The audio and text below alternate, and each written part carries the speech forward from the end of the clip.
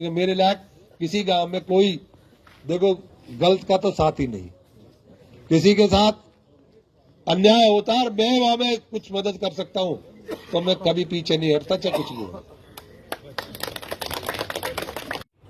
कर्ज उतार के ही जाएगा ना। और कर्ज पता नहीं किसी का चाय का है, पानी का है, आने का है।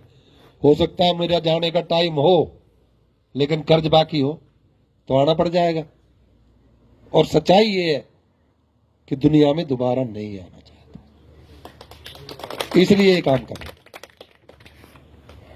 तो सब भाई विश्वास करके करतार बन के इसमें योगदान करें। करेगा तो वही। ये पहले भी की थी मैंने, आपसे कोई चोरी नहीं है। मैंने एक रैली की थी, आपको याद होगी, 95 पे सारा हरियाणा आके खड़ा हो गया था, जी मेरे को बुला लो, मुझे बुला लो, मुझे बुला लो। लेकिन हुआ क्या? आखिरी दिन जब रैली में जाना था, औतार आके रो पड़ा। वो कांग्रेस में था। मैंने कह रखा था कि जो 7 सूत्रीय पूरी करेगा ना उसी को बुलाया जाएगा।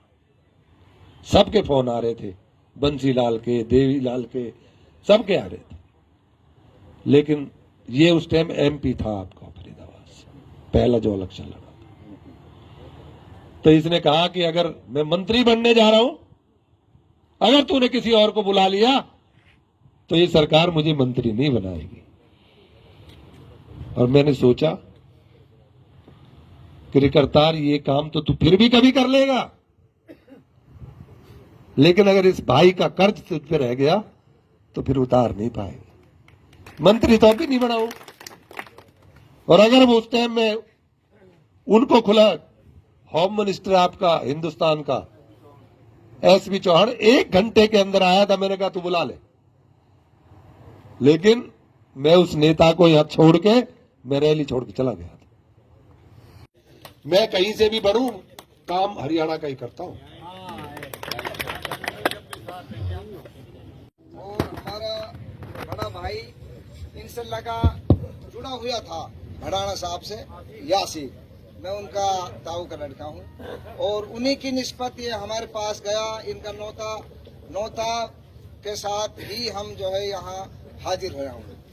और जो भी भड़ाना साहब का हमने विचार सुना, चिट्ठी तो खैर वहाँ भी पढ़वाई, मैं तो पढ़ा हूँ नहीं, ये हमारी समझ में आई।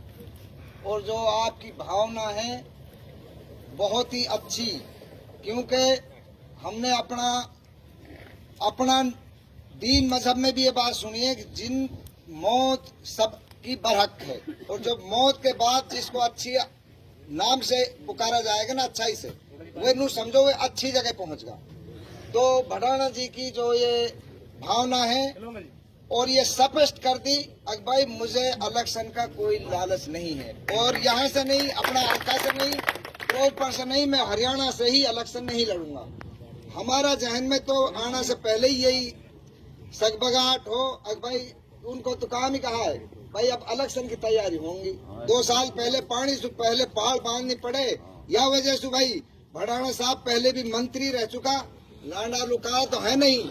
जो ये भड़ाना जी की सोच में आई है, ये मुमकिन है हर चीज को ये पास करवा सकता है जी। ये ऐसा तो है नहीं बाकी ये जाने नहीं राजनीति के, ये मंत्री, ये सांसद, ये हर चीज इनने देखी हुई है और ये हर लीडर और हर तबका से वाकिफ हैं। तो हम तो जी आपकी बात के ऊपर पूरी सहमति है, और जो हमसे मुमकिन है हर मुमकिन हम आपके साथ जुड़ेंगे और अपनी टीम बनाएंगे। धन्यवाद। पे बैठ जाऊँ तो कई चीज की जो चर्चा, जिस पंचायत हम चुनाव लड़ाएंगे क्या जरूर फलाना आदमी हो तुम कहाँ है, उसके साथ है, कहाँ है। एक मिनट मैं ये बता रहा हूँ कि सबने गांव में जाके कमेटी बना के देखो, आपकी कामयाबी 15 तारीख को पता लगेगी। और मैं देखना भी यही चाहता हूँ, 15 तारीख को हम करेंगे रैली, 15 जनवरी को। तो जो रैली करेंगे वो शिरका की तकदीर का फैसला कर देगी।